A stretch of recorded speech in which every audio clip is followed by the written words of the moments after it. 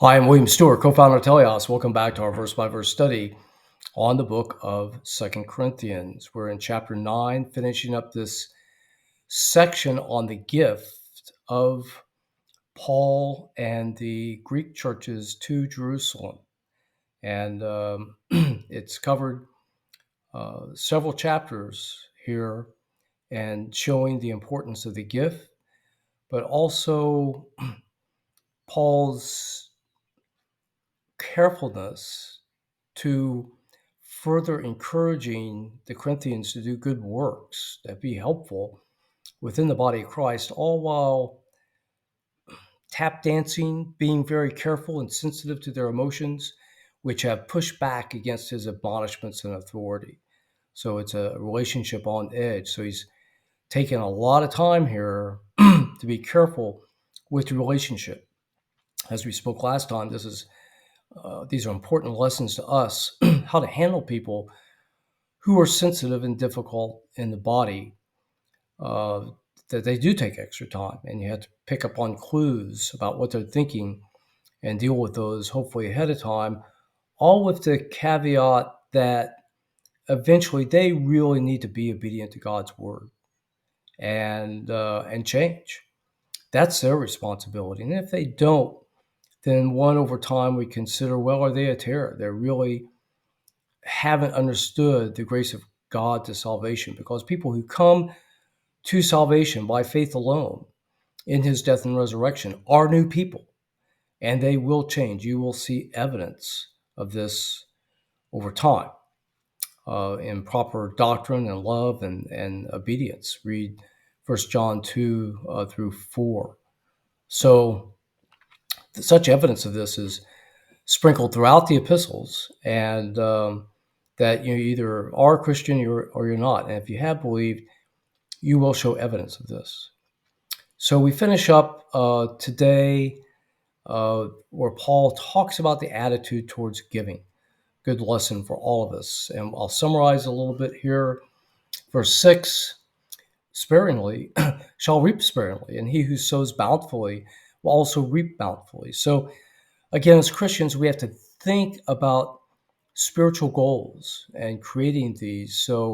And it may take some time. We may have to seed a lot in terms of in what we give into people to produce spiritual fruit. In context here, we're talking about a financial gift for the poverty and hopefully the pushing on of this church in Jerusalem to one of the leading church of Christendom at the time to continue to bear fruit and minister. Every man as purposed in his heart. So again, we give according out of faith. God is pleased by faith, Hebrews 11:6, and everything we do is out of faith, Romans 14:23. So we don't give in a legalistic manner, that percent or this percent. We may set a percent out of faith. We don't tithe. That's Old Testament. That's in the law. That's gone. So everything we have is God's, Philippians 3. And so we determine ourselves what to give out of faith. God loveth a cheerful giver. Otherwise, we need to give for God's purposes to further his work, and not out of any begrudgingly legalistic binding, which is negative. We need to have a vision for God's work and give out of faith in that context. How do we have a vision for God's word? Spend time in his word and learn to love what he loves. God is able to make all grace abound towards you, that ye, having all sufficiency in all things, may abound in every good work. So it's God who causes us to do good works, like Philippians 2:13. And as written, he has dispersed abroad and given to the poor. His righteousness may remain forever. Otherwise, when you help these people, it produces fruit in them, and helping them that enables them to create fruit, which passes on from generation to generation. He that ministereth, this is God, seed to the sower, and both minister of bread and food, multiply your own seed and increase the fruits of your righteousness. Otherwise, it's God who gives everything. So we may possess something, but it has ultimately all come from God. It is His. Being enriched in everything and all bountifulness, which causes through us thanksgiving to God.